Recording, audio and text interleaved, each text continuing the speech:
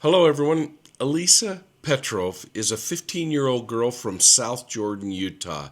She vanished on April 21st, 2025. Described by her family as intelligent, outgoing, and get this, highly trusting. Alisa was closely monitored by her parents, but she maintained a secret iPad that she used to communicate with multiple men online.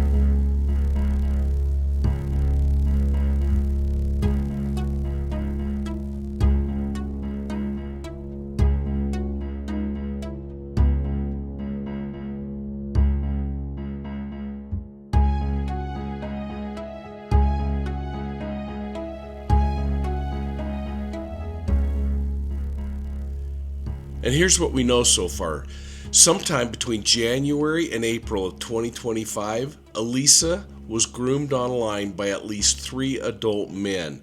They've now been arrested.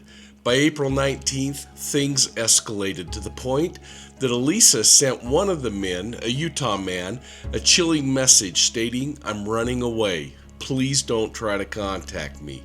Well, 2 days later, she snuck out of school on April 21st. She took public transportation to a community just south of her South Salt Lake home, and there she was captured on CCTV inside of a gas station where she was asking people for help to buy a bus ticket to Las Vegas. From there, publicly released information suggests that she might have tried to return back to the Salt Lake Valley, possibly indicating a change of heart or a failure in obtaining bus fare. But she was never heard from again, and something happened at that critical moment. So the question becomes, how does a 15-year-old end up in this place in the first place? Hey, welcome to Profiling Evil, and thanks so much for supporting us. I hope you'll hit that like and subscribe button. Now, the online landscape is more dangerous than any of us want to admit. But here's how I framed that concern when I talked to Law and Crime's Chris Stewart. We often believe that more public alerts mean faster recoveries, but the reality is much more complicated. I think I was a little frustrated, but I want to share that clip. Joining us now from Utah to talk about this case is retired police commander and the host of Profiling Evil, Mike King. We always appreciate your time here on Law and Crime. Thanks for being here. First, talking about, because I know that this is a story, of course, people in Utah have been following, and we have as well. When you look at the search for Alisa Petrov right now, what stands out to you about what we know about her last whereabouts and where she could be today? I think the thing that's the most troubling to me is the amount of information that's coming out. On the one hand, as someone who wants to know, I'm a little frustrated that there isn't a little more information coming out. But the investigator in me says, thank goodness law enforcement's keeping this information close to the vest. It's a really tough challenge, though, because you want the public engaged, you want the public aware, you want the public knowing where to look. And this has been a problem, in my opinion, with things like the Amber Alerts that sometimes canvas too large of an area too soon. And so people become a little numb to it. Well, from convenience stores to train stations, Alisa was briefly visible and then disappeared off the map. Now, people assume cameras should catch everything. But in Utah, like anywhere else in the world, it's just not the reality. And here's how I explained it on Law and Crime. How and I'm not trying to say like how does police lose her, but in terms of those blind spots, because you would think that, okay, there's a surveillance camera here, there's a surveillance camera here. How difficult is it to actually track the whereabouts of someone when they're at a place where there's security cameras like a train station, but then it seems like that's the last place that they saw her? I think we get so accustomed to seeing the lucky times when law enforcement's able to find a CCTV camera or something that might somehow put this person in a location. Certainly when we get into a neighborhood, we can say, hey, are there ring cameras that saw this kid leaving the school and walking across to the business where she then starts to make her move and go toward Provo. And then in Provo, we know some specific locations, but these are needles, I would say even microscopic needles in incredibly large haystacks. And so sometimes as we start getting frustrated because on television we see people being tracked as they walk down the street from one camera to another, that's just not the reality. In addition to that, in Utah and in Provo in particular, there are a lot of kids that are in these age ranges. There are a lot of kids walking down the street, or even maybe in some of these public transportation sites. That's an area where if this is a more mature looking kid, especially if she's got now on bigger, baggier clothes and she's walking along, she could be mixed into a population where it's pretty easy to overlook her, especially if you're not looking for her in the first place. But then to go back and try to go through all of the cameras, even with AI and the ability to now start picking out and pixelating individuals through facial recognition and other things, it is still a monumental task to be able to find this individual, especially if the individual doesn't want to be seen.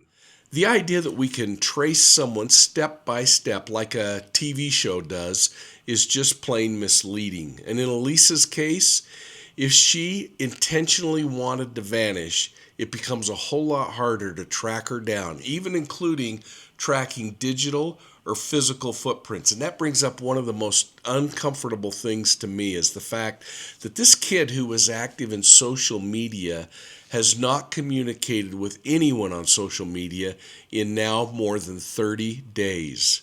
It all comes back to trust, though. Trust and deception. Because Alisa had an iPad hidden in her room, and that thing might have been the gateway drug to the isolation that's going on right now. Now, whether it was her idea to have that iPad or it was planted by a predator, the end result is the same. She's ghosting her family before she vanished from the world. Now, police get involved in the early stages, and they begin uncovering details that suggest that the teen was involved in at least 3 separate communications with 3 men who have now been arrested. Each of those communications were sexual in nature, and they were very exploitive of the teen. The conversations are absolutely disgusting. And by the end of May, all 3 men have been arrested on child exploitation charges. But the real important thing, Alisa Petrov remains missing. Now, the investigation reveals that the men groomed Alisa. They were using platforms like Discord, Snapchat, and others, and the communications, again, were graphic and exploitive. The age of the men allegedly exploiting Petrov are 35, 37, and 41. This is a 15-year-old teenager. Now, these predators' homes are in Miami, Florida, Texas City, Texas, and a man who lived about a half hour from Petrov in the Salt Lake Valley area. Each of the men have professional backgrounds, including one who's an IT executive. Now, they've been charged with exploitation charges, but nothing appears to be getting law enforcement closer to finding this missing teen. And this leaves me with a number of questions. And the first one is, of course, do the 3 men know each other? They each hail from different parts of the country, but they each employed comparable kinds of methods to gain Alisa Petrov's trust. Now, it appears that they initiated contact on social media or chat platforms before the conversations escalated to inappropriate topics.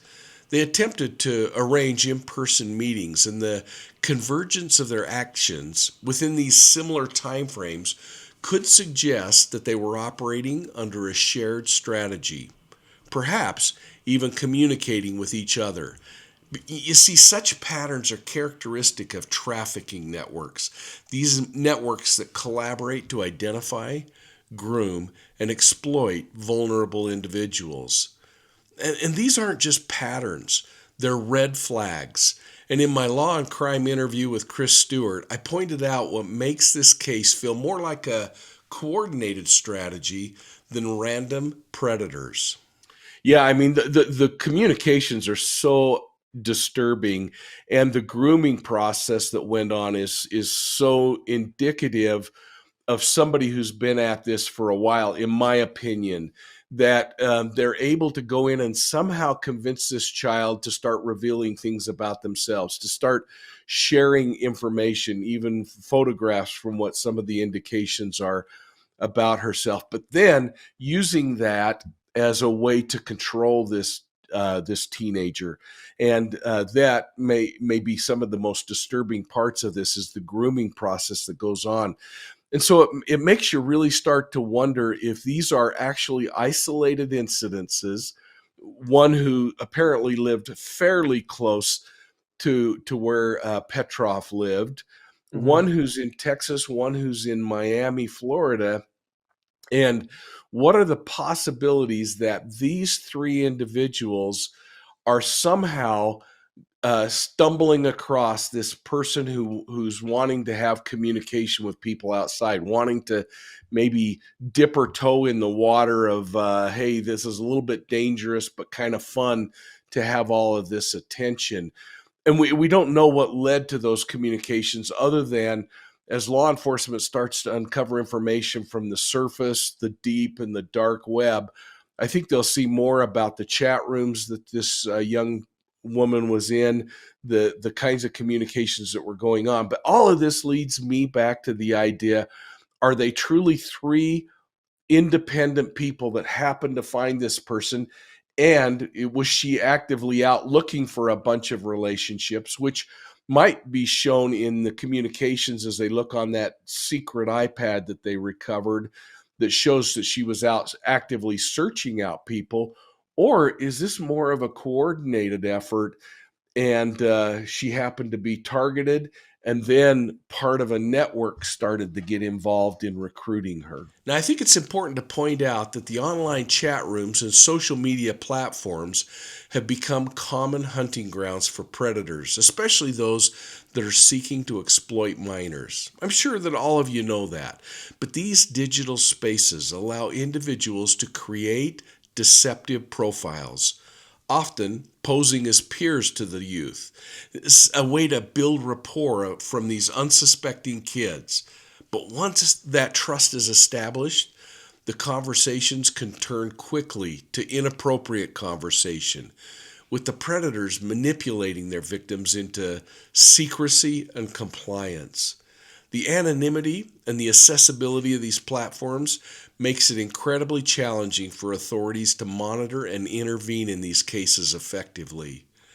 Now, this is supported by media releases that the communications are becoming increasingly demanding in this particular case. And by that, it's possible that the predator or predators were now controlling Alisa, who was responding out of fear that they might publicly release images of her, that they might share communications or other information that the child feared would be released, something that would embarrass them. I find myself wondering if this was a coordinated trafficking handoff and that the other predators might be involved. Not yet identified, but assuming that there's a handoff of that child when she would have arrived at a predefined location, like what we think Las Vegas. Now, this question strikes at the heart of what is really the most disturbing and yet most plausible scenario thus far. And this is all based on emerging evidence and information coming through authoritative media sources and police reports. Now, the consistency of the behaviors across these multiple offenders leaves us with a good reason to consider that Alisa may have been a victim of a coordinated trafficking operation, one that had more than one predator acting as intermediaries in this kind of a planned handoff to others who remained unidentified. Human trafficking networks, especially those involving sexual exploitation of minors, often follow a multi-tiered structure. There are recruiters, sometimes referred to those who are doing the grooming. They identify, manipulate, and prepare the victims for exploitation. Now, these recruiters may or may not be the ultimate abuser. Instead, their role is to establish trust with the child online, to normalize inappropriate content and behavior, and test compliance, often through increasingly risky tasks and then to arrange for travel or relocation to a predetermined location under the illusion of love, independence, or opportunity. Now, in Alisa's case, there are disturbing parallels to this kind of a model. There were three suspects who have been arrested, coming from, again, different geographies. The Utah based man groomed her locally, engaging in detailed planning and fantasy. The Floridian created the illusion of a long distance romantic connection with this planned meetup in Las Vegas. And the Texan used coercion and punishment based manipulation to dominate this child psychologically. Now, they could be connected, they might be completely independent. I'm just throwing out some ideas here. But these may not have been casual online flings. They could have been structured, exploitive relationships that were developed over months, with each man taking this girl into a layer of isolation and control. By luring Petrov into these tantalizing locations, they'd be in a much better position to take control of her and deliver her to a much larger network where she could become virtually untraceable. Now, here are some of the publicly available behaviors that I've seen that, in my opinion, suggest perhaps a handoff. Alisa went from chatting with multiple adult men to suddenly disappearing with no physical meetup confirmed. Now, this can be really confirmed through the digital forensics that law enforcement is doing to see if everyone cut off the contact at the same time. That would suggest some kind of a conspiratorial move. Now, that abrupt drop-off could suggest that someone else did meet her and is now controlling her communications. According to the information that I found online, though, Las Vegas might be the perfect spot for a handoff like this to occur. She said, I'm going to go to Las Vegas. Now, that's a great place because of its transient population and what many suggest is an underground sex trade that thrives in and around the Strip. Now, she arrived at the bus terminal in Las Vegas, expecting to meet this someone that she trusted, the Floridian, for example. It's not a stretch to believe that instead she might be intercepted by someone who says a simple, "Hey, Alisa, I'm Bob, and I was asked by so-and-so to pick you up and bring you to his office." Then he has control. And the most troubling thing is the lack of communication since this kid's departure. Groomed minors, even runaways, will typically reach out to someone eventually. But Alisa's been gone completely silent for a month. This is not normal unless she's in danger or she's being prevented from accessing communication tools or she's been transferred and immediately been isolated. So we have to maintain some degree of hope in these kinds of cases. Hope that there's one other reason that she hasn't made contact, and that is because she doesn't want to. She's completely safe, but she doesn't want to have contact. It might be she's embarrassed to let her parents know of what's gone on. They know, and they want this child home. But this seems less likely, and it frankly seems completely out of the normal kind of behavior that we'd expect, given this kid's social media presence and the reported tight relationship she had with family and friends. And that leads us to the most troubling part of the story, what we know about Alisa's online behavior and the chilling statistics on those who never come home. I guess a couple of things that come up to me first. Number one is, would a 15-year-old truly just completely ghost their entire social network or their family? That's really troubling. And when we think about where does this initial contact happen, we have to go back to the idea that a lot of these predators will go and they will imitate and go online to chat groups or gaming platforms or other places where they can get the kind of preferential victim that they're looking for and start to groom them. And they don't start out by saying, "Hey, I'm a 40-year-old predator that wants to get you to come to Las Vegas and abduct you." They start out with, "I'm a 15-year-old boy who happens to live in near you, or I want to meet up with you," or something. But for some reason, this thing shifted in the kinds of discussions that were going on to where it was probably pretty clear that these were older men. And that may have been exciting for a moment to this person. I don't know. The thing that's so terrifying is that if we look at the statistics in the United States alone, I mean, roughly 875,000 people, according to the Bureau of Justice, every single year disappear for a short period of time. Did Alisa Petrov voluntarily disappear because she's on some kind of a fantasy vacation? It doesn't seem likely because she's gone now a month, and somebody who was so socially active, it makes no sense that she would do this. I'm troubled by that stinking iPad and whether, if it was a secret iPad in her bedroom that was found, was it somehow supplied to her by one of these predators, and that became a form of communication and perhaps even a controlled form of communication? Or was it something she went out on her own and purchased and just wanted to do to keep a secret life away from her rather public or private life that her family might know about? Those are the kinds of questions I start having. But that 875,000 that I was talking about, the reason why that's so significant is most of them come home.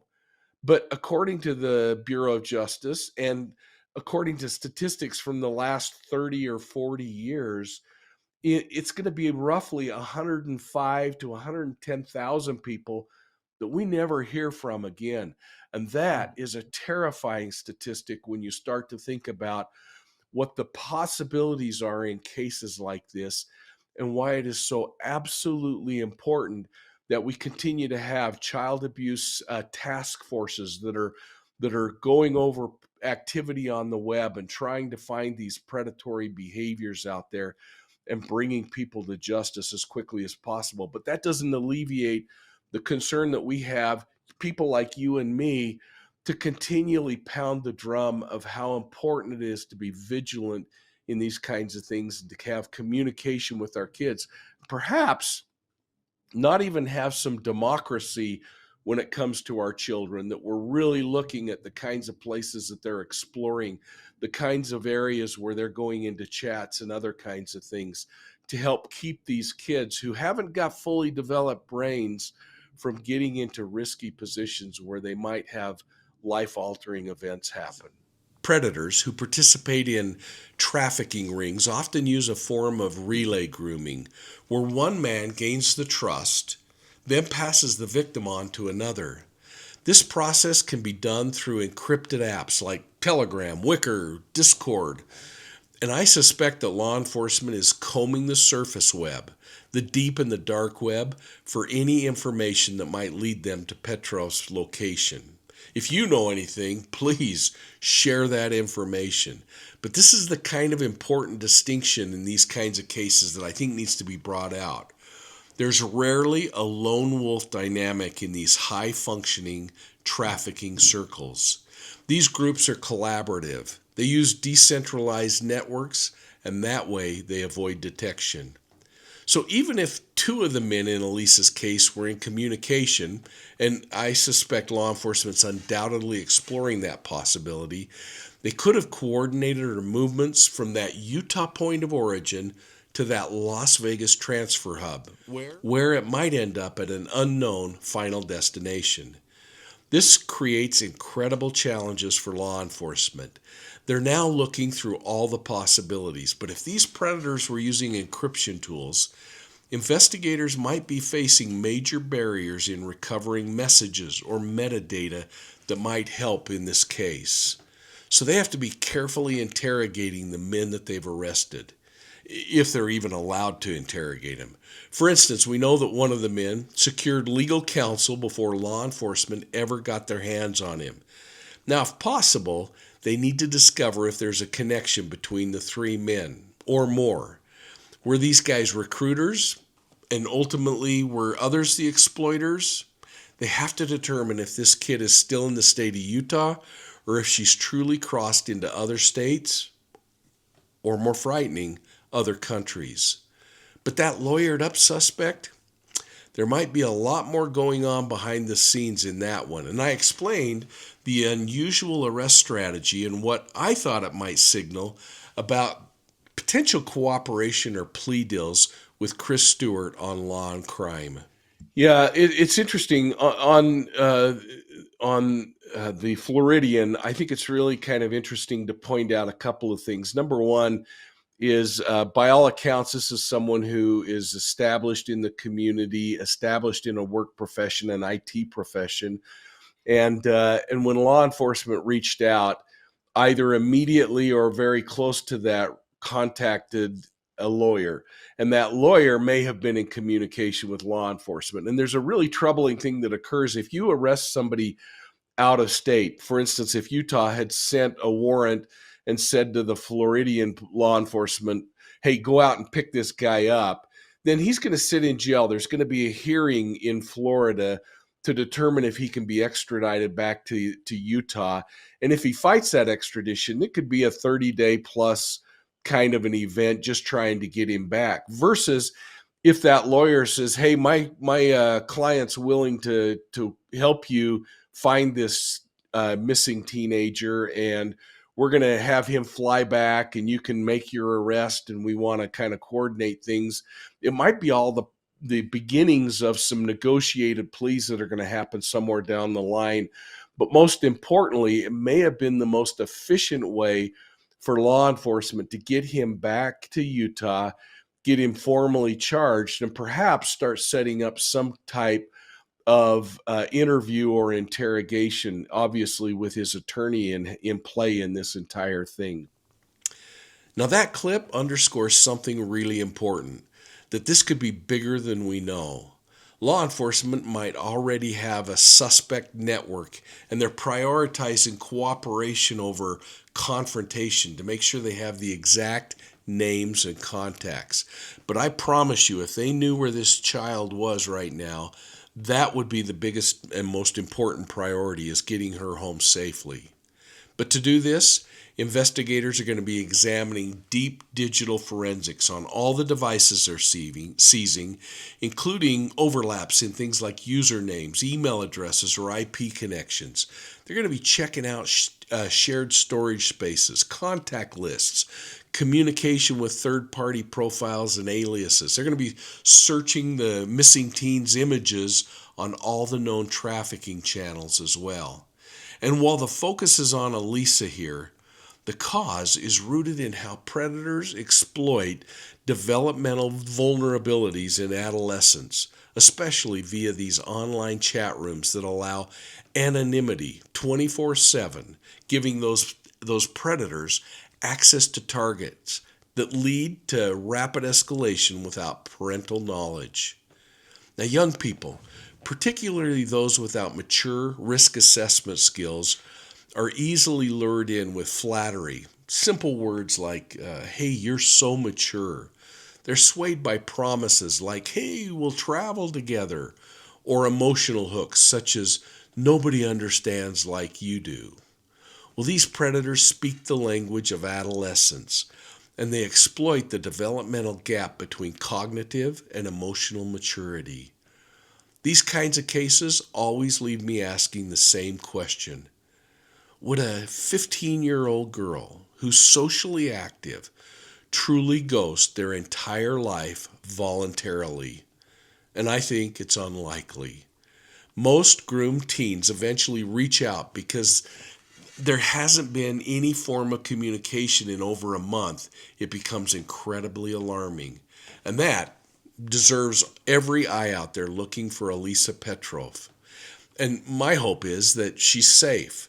But my fear is that her name's going to join the roughly 100,000 people who completely disappear off the map in the United States each and every year.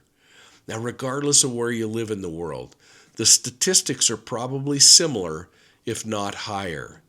So, that's it for this episode, folks. The evidence in this case raises troubling possibilities that Alisa wasn't just running away, but she might have been handed off, recruited by one predator, and delivered to another, and that she's being silenced not by choice, but by coercion. and that we may only be seeing the tip of the iceberg when it comes to the number of people that might be involved in this kind of case. There is a dark underbelly of online spaces, a place where predators don't just stalk, they strategize. They look for kids who are trusting, eager to be seen, and still developing their sense of risk. So unless we're vigilant as parents, as neighbors, and as society, they'll keep finding victims. We just need to step up and talk to our kids.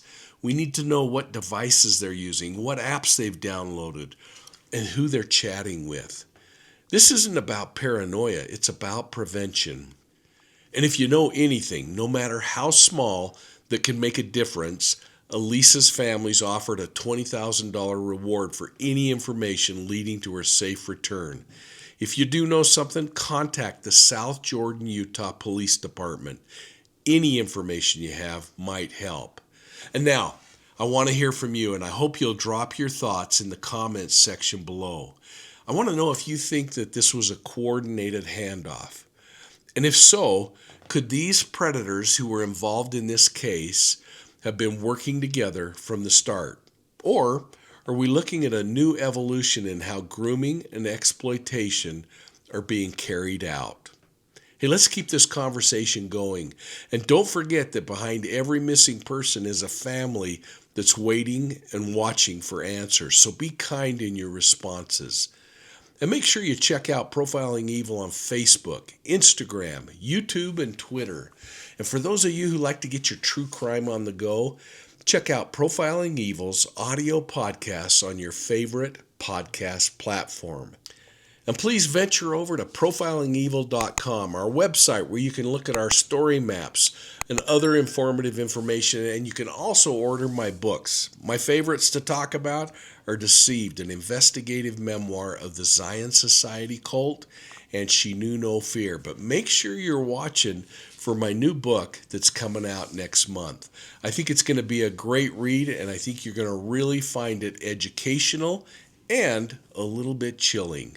You can get signed books if you live in the United States for free, and I'll ship them to you for free at ProfilingEvil.com. Otherwise, you can get my books anywhere in the world on Amazon. Hey, thanks for your support of Profiling Evil. We'll see you soon at the next crime scene.